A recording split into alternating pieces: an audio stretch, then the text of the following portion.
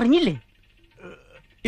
മറ്റൊരു പ്രധാനപ്പെട്ട വാർത്തയിലേക്ക്. ആരോഗ്യമന്ത്രി വീണ ജോർജിനെ തെരഞ്ഞെടുപ്പിൽ മത്സരിപ്പിക്കരുതെന്നാവശ്യപ്പെട്ട് ഭർത്താവ് ജോർജ് ജോസഫ്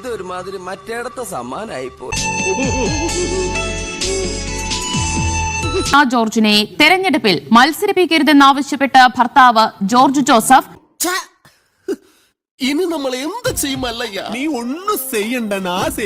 CPM നേതൃത്വത്തിന് കത്ത് നൽകി. കുടുംബപരമായ കാരണങ്ങൾ ചൂണ്ടിക്കാട്ടി പത്തനംതിട്ട ജില്ലാ സെക്രട്ടേറിയറ്റിനാണ് കത്ത് നൽകിയത്. ആണുങ്ങളായാൽ ഇങ്ങനെ വേണം. സഭാ തെരഞ്ഞെടുപ്പിലും മത്സരരംഗത്ത് വീണ ജോർജ് ഉണ്ടാകുമെന്ന സൂചനകൾക്കിടെയാണ് വീണ ജോർജിനെ തെരഞ്ഞെടുപ്പിൽ മത്സരിപ്പിക്കരുത് എന്നാവശ്യപ്പെട്ട ഭർത്താവ് ജോർജ് ജോസഫ് തന്നെ രംഗത്തെത്തിയിട്ടുള്ളത്.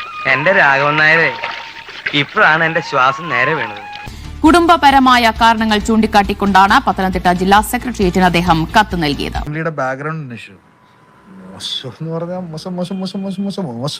ഒരുപാട് കൊല്ലായിട്ട് ഈ നാടിനു വേണ്ടി കഷ്ടപ്പെടുന്നതല്ലേ, ഇനി കുറച്ചു കാലം റെസ്റ്റ് എടുക്ക്. നമുക്ക് ആരോഗ്യമൊക്കെ നോക്കണ്ടേ? ഞങ്ങൾ അങ്ങ് ഇറങ്ങട്ടെ. ആയിക്കോട്ടെ, സന്തോഷായി.